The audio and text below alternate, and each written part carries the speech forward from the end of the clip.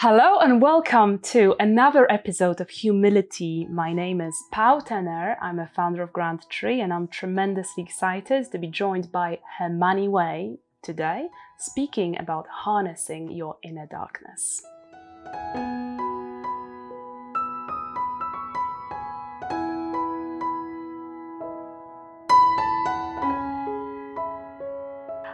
I'm so happy you're here. Thank you for coming.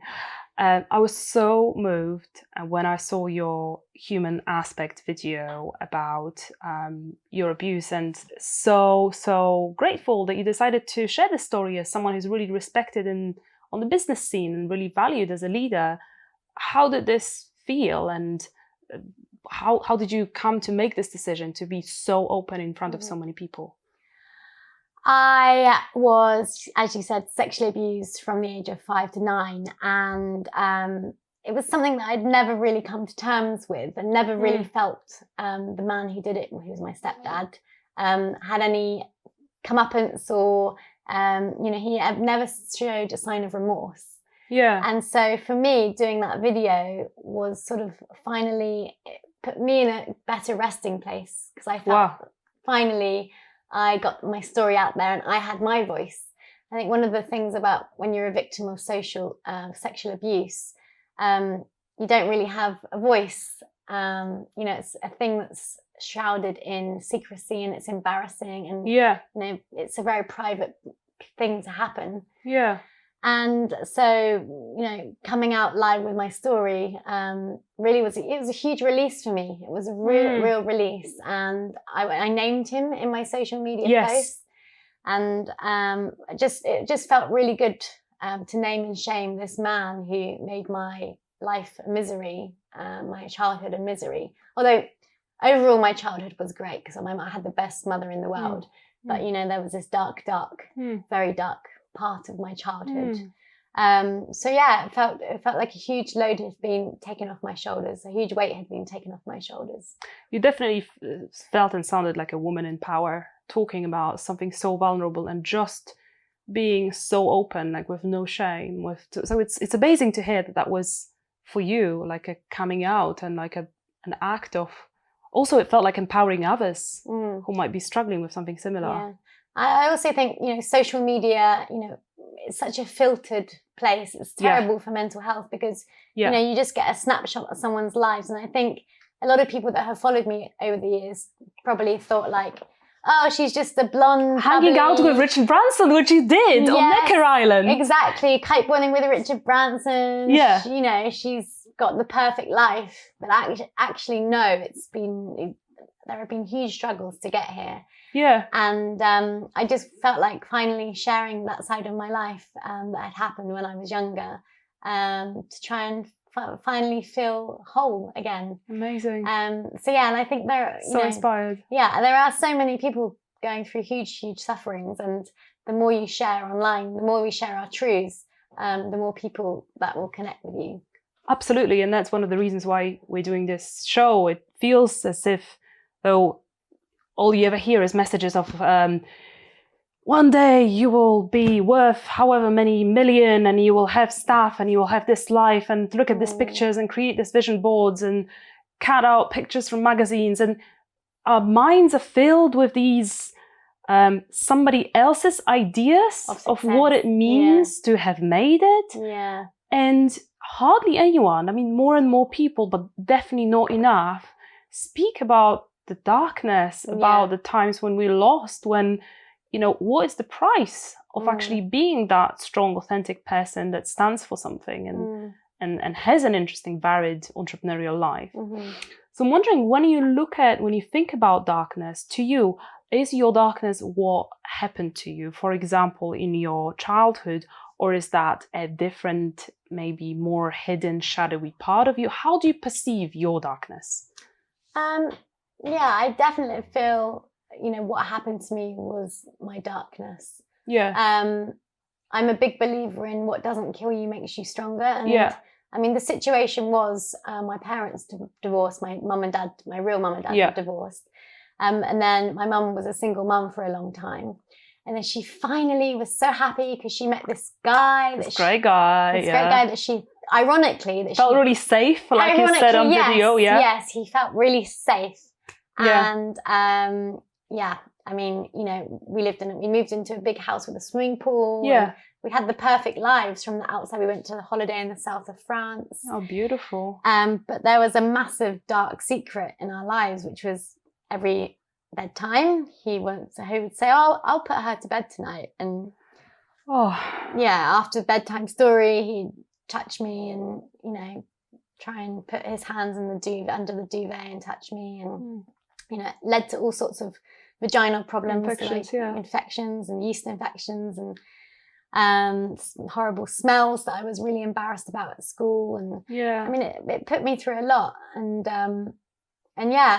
so I knew. And then the other thing was, I knew telling my mum would mean breaking up this whole. That was the most cruel part for me when I watched it. That he threatened he'd take you away, so you felt like, you know, you were caught between the rock and a hard place. Exactly. Like you would ruin this idyllic marriage if you were to tell anyone. Exactly. There was like the perfect home thing and ruining that, and then there was him saying, you know, if you tell your mum, I'll take you away forever, and you can never come back. Oh my God. So I was stuck, and it happened from the age of 5 to 9. So, you know, it's a long time. Yeah, a good 4 years. For a growing girl. Yeah, and I just didn't have the courage to tell her, and I didn't really know it was wrong. Because it's all I knew. Yeah. And then you know, getting sex education in primary school, I realised that it wasn't. Something is off. Yeah. Yeah. And finally, when I was 9 years old, I got the courage to tell my mum, and I never saw him again. Yeah. My mum was so good. She got him out. You know, her whole life, 4 years of her life, she just wiped it out. Yeah. For sure. Yeah. But what I'm absolutely amazed by, and like, also, like I was telling my team, this video is so uplifting at the end of the day. It's like so life-affirming, because what you say over and over again, it's, you know, at the end of the day, what you learned back then is that we don't really control much where we're put in our lives, but those things that are in our control, we might as well make it into something amazing. And you know, you're one of those people, you know, I know and I have in my life. I've had crazy, amazing, adventurous, rich life. So how, you know, such a kind of dark, difficult place, how did it become the source of strength and a source of hope for you? I think my mum, she's really strong, and she was really my counsellor throughout the whole thing. Yeah. The you know, when the abuse came out, and I remember she always called me brave. Oh darling, you're so brave. You're so brave. And I think that installed in me a sense of ownership, and, you know, that gave me strength in a way, being called brave. Yeah. And she really helped me get over it. And she asked me, like, do you want to go to counselling? And I always said no, because I didn't. It wasn't because I was embarrassed or afraid. I just felt like she was so strong there for me. Yeah. And she really helped me get through it and just move on with my life. So with things like dark things about like this, obviously we all have different stories. Most of us are dealing, if not all of us, are dealing with some kind of form of abandonment or something from our childhood that a lot of us are repressing. Do you think it's something that at some point we have to face and come to terms with, and like let all of these feelings come to the surface? Yeah. How do you see it? Every time I share something online that's very, very personal, I always feel a sense of relief. Wow. It's like, you know, when I tell you my deepest, darkest secrets, I also feel a sense of release. And you know, humans, we're living in a really weird world, because we're all living in silos, and we're living very lonely lives behind our computer screens. Yeah. Humans were not designed to do that. Humans are designed to talk, to share stories. I mean, humans have been sharing stories for thousands of years. And so I feel like the more truths we share, when I shared it online, I had so many women private message me and just say, like, hey, I was sexually abused too. Thank you so much for sharing. It's, you know, it's really puts my life into perspective. And so I think the more you can share, the sort of clearer conscience you get. And when you come to terms with these things, and when you are kind of in a position of like strength through vulnerability to share it and to maybe get support from others or to talk to others. What do you think happens then? How is that like demon or that darkness harnessed into more power or more strength that you can then use in your life, in your career, in whatever it is that you want to create in the world? I think when you've been at rock bottom and somebody has taken something away from your life that you can never get back, you can either sort of let that dominate the rest of your life, or you just have to say, okay, it's happened, there's nothing I can do about it, but I have to move on with my life. And I think that's just always been my motto. Just if something doesn't work, just keep on finding a way, keep on moving forward. And in business, if I lose a client or somebody fires me, I don't dwell on it, I don't cry, I don't get upset, I just think, okay, it wasn't meant to be. I'll just move on with my life. And I think that dynamic has stayed with me throughout my whole life. I don't dwell on things if things aren't going. I mean, obviously I have my down days, everyone does, but I just try to keep moving forward and don't. There will always be things in life that are outside of your control. You could get outside and get hit by a bus or something. So you have to just live life in your own way to the full, to the fullest you can. Because that's the world we live in. It's beautiful. So it kind of taught you to be with the experience, but not let it define you. Exactly. And kind of put a boundary between, okay, I am not this. Yeah. I'm also all of these other things that I now want to kind of put forward into the world. Exactly. That's so amazing. I was a victim, but I'm not going to play the victim. I'm not going to let it define me. But there's also like a healthy acknowledgement. It's like something really bad happened. This is not right. And, in that instance, I was a victim, but that doesn't mean I am a victim in life. And, you are absolutely the opposite from what I know you. I'm wondering, being quite open and vulnerable with you, I've had a long history with eating disorders, antidepressants. I've actually come off my medication that I've been on for many, many years earlier this year. And I'm finding that, and I'm also sharing this because I know there will be a lot of people out there watching this that have similar experiences. I'm finding that there's a lot that wants to come to the surface from deep down, from deep below. When I was really busy, when I was super like, I need to get this done, perhaps didn't have as much flexibility as I have now to just kind of be with myself mindfully. All of these things kind of want to rise to the surface and it feels very overwhelming. What do you think is the right balance, and what advice would you give to someone like me that has, I totally don't see myself as a victim, but I also feel that there must be a way of being with these things and kind of incorporating my dark side back into the kind of wholeness of my being. So there's more power that emerges. So what do you think is that right balance between kind of being with something but not letting it Well, I think define you? The starting point is talking about it, which you're doing now, which is amazing. Mental health is a huge topic at the moment. We live incredibly stressful lives. If you'd have said to someone 100 years ago, you will carry around a computer in your hand every day, they would have thought, what's a computer? First of all, But they would have thought, life will be so easy for these people. They'll have no stresses. But here we are in modern life, and it's really stressful. And we all have, like you were saying, mental health issues.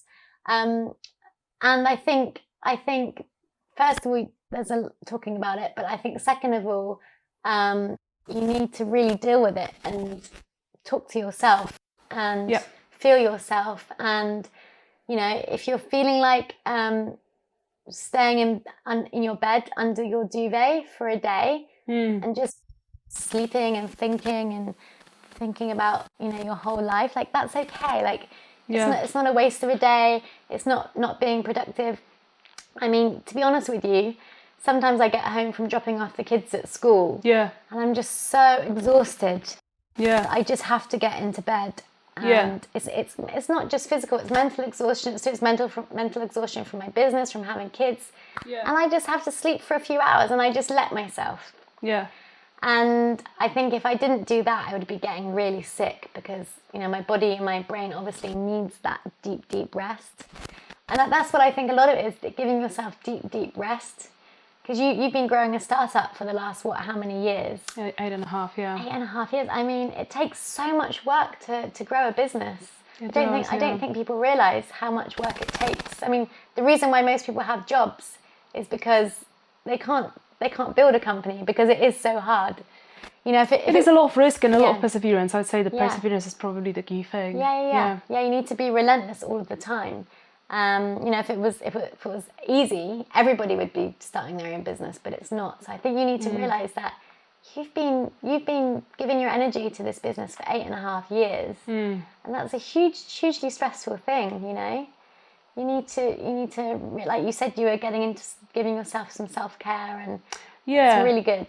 Yeah, and I would also add that, you know, we talk so much about like self-love, etc., but there are some deep dark places, and I'm sure you've experienced it as well, where you know, love hasn't been yet, or at least that's how I feel it, that where you really, in the depths, in the darkness, love feels a little bit like a concept. And sometimes, as in a theoretical concept, I get it that I should be self-caring, but I'm not even sure on how. I'm not even sure what I need. It feels so confusing. And I'm sure when you connect with those feelings that you had as a little girl, it's probably the same. So I guess what I'm doing these days is kind of seeing it as the most important piece of work for now, is to kind of let love into places that haven't known it yet, or don't really understand what it is yet, because there are places like that. And particularly with this whole like friendly campaign of like more self-love, massage, this, that. Well, let's also talk about the places where we self-loathe and where we actually, or at least where we don't know how to self-love. Because I think when we're productive and effective and like it's easy to self-love, but I think every one of us has places where actually it's not so obvious how to love ourselves there. Would you agree? Yeah, totally. And that's something you need to dedicate time on, you know. You need to, you know, it's not a secondary thing to running your business. It's like, no, that is the priority. You know, you need to give yourself time to explore those places and explore how you can love those places.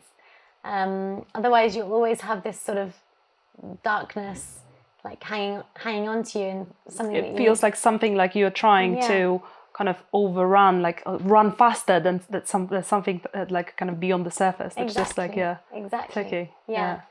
I respect you for so many reasons, but like most recently, having 2 kids and still, you know, being a really active businesswoman, that really like blows some of my mind. And just for those who haven't seen, this is Hermione with breastfeeding on the cover. Absolutely love it. How would you apply, because probably if there is someone or a group of people for whom it might be most challenging to execute self-care on a regular basis, that might be mums in business. What would you say to those mums watching us right now who have business ambitions or have a career or who want to start something about self-care? I would say it's fucking hard. But it's possible. You know, like you said at the beginning of your book, Too Long Didn't Read. It's fucking hard, but it can be done. Something like that. You need to build a support network. So on the business side, you need to have a CEO that can run your company when you're away, or a co-founder that can take the pressure, the load. And on the child side, you need to build a support network of nannies, au pairs, nurseries, and it's hard. It's probably been the hardest 2 years of my life ever. And I actually think I pushed myself too far, because I got diagnosed with an autoimmune disease. Oh no. So I've got like a chronic lifelong illness now, because I think it was just my body was like, hey, this is too much. But it's manageable. But yeah, it is possible. It is possible. And I think a lot of women, you know, traditionally women, and we've had this thing of like, oh, women, you have to choose between having a career and having children. You can. And most of us are saying bullshit these days. Exactly. I mean, at least people in our circles, which is beautiful to see. Exactly. You know, I was recently, like I told you, at Shah Osman's event, and there was this woman on a panel with her boob out, with a baby, and it was like, more of this, please. Well, I think the internet particularly has dawned a new era in where we work and how we work. You know, you can work from anywhere with your laptop, work from home. So there is a new era coming in terms of how and where you work. It's I mean, this documents the year of my life when my company was doing very well and I had a great co-founder and support network in place. And I feature 6 other mums in the book who also went through having kids and building companies. Yeah. So I think there is a new era dawning. The rules are being rewritten when it comes to mothers and parents and gender roles, and as you were saying, people transitioning, and the whole world people are making up their own rules, and I think it's a good thing. And that's why we're seeing Brexit and Trump, because the old world, the old world can't cope, but they don't know what's going on. They can't. There are no box lines for them. Yeah, they're used to boxing people in and putting lines around things, but the new world doesn't have that, because the internet. We're still in the early days. It's still the wild west. Yeah. So there are so many possibilities, with the internet still to come. Amazing. And you also mentioned that your partner was quite instrumental in actually supporting you, and again ditching that kind of boxed in gender role that a man does this and woman does this, but it's kind of a fluid spectrum where we all have a masculine and a feminine within us. And we can kind of call on whatever's needed in a given situation. Yeah, he's been amazing. I mean, we moved from America to UK, and he helped me run my business. He couldn't get a job for a long time. So he did lots of the childcare, and I mean, it wasn't without struggles. I think as a man, he definitely had to work through some stuff. He found it challenging doing a lot of the childcare, because that's not traditionally the man's role. Traditionally, but as you say, we're writing new rules. Yeah, exactly. But everything's changing, and this book kind of gives women an insight into how they can do it themselves, and it's basically other women's stories of how they did it. Yeah. But if you read all the other women's stories, there are 2 big elements, which are get support on the business side and get support on the family side. Yeah. And I'm wondering, going back to your story of your darkness from your childhood, which you so beautifully and vulnerably share, I'm wondering if because you got exposed to a very difficult kind of conversation around an awareness to do with your sexuality, do you think in a way it might have, you've harnessed that into being able to be a very confident entrepreneur in sex tech space? Do you put a link between those two at all when you think about it? Sometimes I wonder, would I be so sexually positive if I hadn't have gone through the abuse, or did it make me more sexually positive? And I think in a way, yes, because I had to be able to talk about it, because it's something that happened in my life. So and you kind of had a choice, like either I'm just completely going to shut down. You say in your video that I became this normal teenage girl who was like chasing after boys, and I was like, wow, this is amazing. So you kind of made that choice at that point, had the resilience to decide, I'm actually gonna explore sexuality in a positive light now. Amazing. Exactly. Yeah, I could have used it as a excuse to be a victim and sort of close down. But I just wanted to live my life and wanted to explore my sexuality. So I think and now, like, I can sort of smell bullshit. Like, I don't have a lot of time for bullshit. So if there's a guy, like a man, it's normally a man, sorry, but like with bad energy, I'm just like, no, dude, because I've been sexually abused by a guy, and like, I'm just not, I'm not feeling your energy, and it's just, you know what I mean? I have a good bullshit radar. Yeah. I think when you've been hurt by that type of person, you can sort of sniff others out. So I think, I think people respect that in business, that I'm very upfront, and like I say, like if you don't like the way I work, then don't work with me. I'd rather work with somebody that gets me than doesn't. Absolutely. And as you said, like, you lose a client or somebody doesn't want to work with you, great. It wasn't meant to be. Fantastic attitude. And I still remember when you gave a talk at one of my events, Unconventional Convention, how, the strapline of the talk was like, how many fucks? 0. How many fucks? 0. So the more successful and popular and out there you are, the more people are going to disagree with you, or just, they're going to get triggered because they've got their own unsorted stuff. And, they're going to flare up when they see you because you are speaking openly about all sorts of things. So would you say that that's also something, this kind of like no bullshit and like zero facts attitude that comes from, you've been hurt very early on, but you've dealt with it? Yeah, definitely. I said it before and I'll say it again, what doesn't kill you makes you stronger. And, you can either choose to let it define you, or you could just be like, fuck that guy. But can I just say the worst part was that so he did this terrible thing when I was a child, and actually he sexually abused my older brother as well, because he used to stay with us on weekends. And 15 years later, he saw me and my brother on a TV show that we did in America on the Bravo network. Big TV show, $25 million TV show. And he had the audacity to email us, begging us for money because he was going bankrupt in his business. And I just, I mean, that was almost worse than the actual abuse to get that email. Because I was just like, what kind of fucked up mind do you have to write that? And did you ever confront him? Was that something that you wanted to do? He sent a really strong email back saying like, blood is thicker than water, and you know, like, but I just the mentality of some people, you know, like, crazy.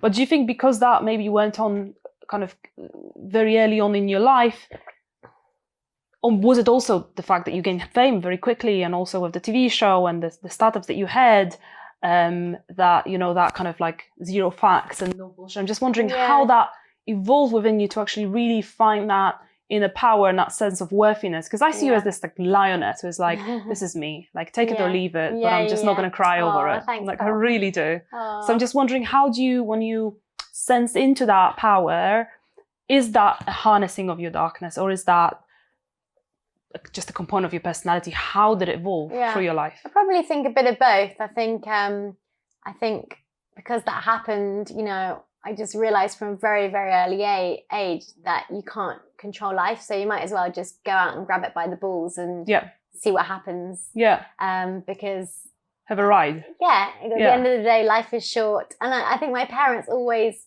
I can remember my dad always telling me from a kid, like, life is short. So I always had this sort of thing inside of me of like, got to get out there, got to do stuff because life is short, you know. So I just always wanted to like grab life by the balls and just go for it. And go crazy. Wow. So what's next for you, from like massive PR company through to being on Bravo TV, then running 2 sex techs, right? Then being in Tinder, now a book with a beautiful, you know, breastfeeding Hermione on the cover. What's next for you? What's your dream for yourself? Harnessing that, all of that darkness and kind of emerging as this powerful woman. What would you see yourself doing next? Well, I want to grow my communications agency because I love helping companies work out their PR and messaging. And you know, I think we're living in really crazy times right now. We've got Brexit, we've got Trump, we've got fake news, we've got deep fakes. Do you know about deep fakes? No, tell me. They're like videos that people edit to make them, of politicians, to make them seem drunk, but it's all fake. So I love, you know, communications is what I do. So I love helping companies navigate the online world. And then I really want to build something in the wellness space. So I love yoga. I just found an amazing supplier, and I'm just about to launch a tea brand. Well, maybe next series will be, you know, drinking my tea. Absolutely. CBD Cheers to that. So we can, you know, be nice and relaxed. Amazing. So that's kind of what I want to build. And you know, I think, you know, it's funny, I've been diagnosed with this autoimmune disease. It's actually a chronic skin condition on my vagina, and I'm wondering if it has a connection to being abused, because on the internet it says that victims of abuse do get this disease that I've got. Incredible. But I'm hoping now, I've been doing loads of research about my disease, and apparently CBD hemp tea is amazing for it, and it can, you know, really reverse the causes and make it go away. Sorry, you've learned a lot about my vagina in this interview. I love it. I think if anything, we don't talk enough about vagina on camera and everywhere in a public space. I'm writing a book, as I mentioned as well, and it's the title is Cunt in the Workplace, the Feminine Rising and Organizations of the Future. Love it. And while Cunt is an acronym that stands for certain things that I believe in, I really want to destigmatize this word. There's like so much primal power in our vaginas, in our cunts, and it's you know, as one of my tantra teachers says, it's the only temple in the world that actually births life. Isn't it beautiful? And you know, isn't it ridiculous that I think that the most offensive word in English language possible is, you know, the place that we really all come from. And I think it sort of encompasses the whole kind of collective hatred towards the feminine and the feminine primal power. And that's something I want to tackle, particularly, you know, as I feel, you know, the force of the feminine and the leadership from the feminine is rising and is being balanced out with the forces of the masculine that are very needed and helpful. I mean, do you see in yourself that balance? Because I definitely say that you have a very masculine approach, but also a lot of femininity, kind of vagina power there. Yeah, I think it's interesting. I think, you know, from a young age, women are told, you know, go out and get a career. But actually, you know, having children is it's like having a superpower, you know? Yeah. And I think we need to talk more about, you know, life and having children and being able to start a company. And this is what my book is about, you know? Yeah. It's about, you know, the divine feminine rising and how, you know, because money is power. Let's admit it. Money is power. We're still living in a money-dominated world. So if women, you know, your company has 50 employees, did you say? Close to, yeah. I mean, that's huge payroll to be able to have significant. Built that power. You built that. And, you know, it's basically, you know, saying like, hey, you know, women can create this power too. It's not just a man's world. And it is about the divine feminine rising and more power to women. And, you know, we've been living in a patriarchal society for a very long time. And I think now it is starting to shift. It will still take a lot longer, but it is starting to shift towards a matriarchal society. Or at least a balanced society. I mean, for me, many things come into it. So what we used to think is kind of patriarchy and kind of masculine energy, a lot of it I see as kind of wounded or distorted masculine. So not the kind of essential masculine that knows what the truth is, he knows what he stands for. It's more the distortion of the masculine where you really feel that you need to prove something to somebody else, where you going for something not because you truly believe in it, but because of the appearances that it gives. So I think that as the feminine is emerging, I would love to see it being supported by the masculine, but the healthy masculine that comes from the depths, from having kind of encountered his own darkness and reintegrated it back in. So it's kind of a complex topic. Thank you so much for joining me on my couch, Hermione. So blessed to have you. Loved Cheers. It.